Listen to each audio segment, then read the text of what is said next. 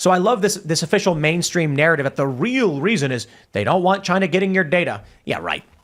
Everybody's stealing your data. Every app is stealing your data. There are a bunch of other apps that are owned by ByteDance and other Chinese companies, and they never complained about them.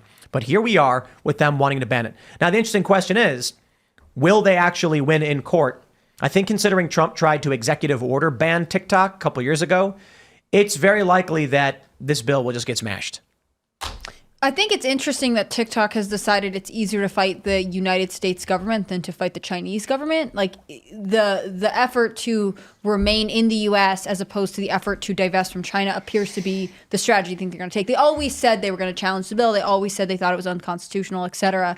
But geopolitically, I feel like they must be weighing which of these two forces would you rather fight? And it seems like they think the U.S. is more likely to give in. I think that ByteDance is likely a cover for, or TikTok is likely an actual tool being used by China to, for espionage. I can't get specific. I don't obviously know, but I think that, China has a desk at basically every single company that operates in China. That's the CCP desk. So every company is connected to the government in the same way that like Twitter had like a former FBI lawyer had a desk, was their head lawyer.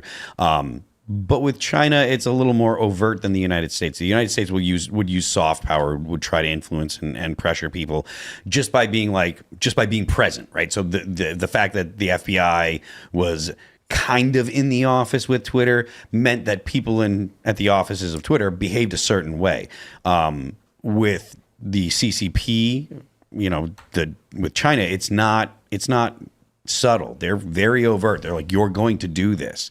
And so it's pretty obvious as to why they decided to go ahead and take the U.S. on in court, as opposed to, China, you don't have courts where you can fight the government. It's just, there isn't an option. It's this way, or we literally send the guys with the guns to shut you down. In the U.S., at least they can try and fight. I'm in favor of the bill.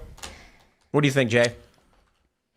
It's just like the other issues we were bringing up before the show. There's no easy answers on this because, on the one hand, I could see this being an attempt at a hostile takeover in a corporate sense, but also at the same time, obviously these things are used for espionage and spying purposes. I know that every time I've tried to put something on TikTok, I get bans and strikes immediately. Yep, even when you don't break the rules. I've been banned multiple times for not breaking the rules. I put up one minor clip that had like a few seconds of Lord Voldemort. You can probably figure out who I'm talking about. Unbelievable. So I put that up and I was gone.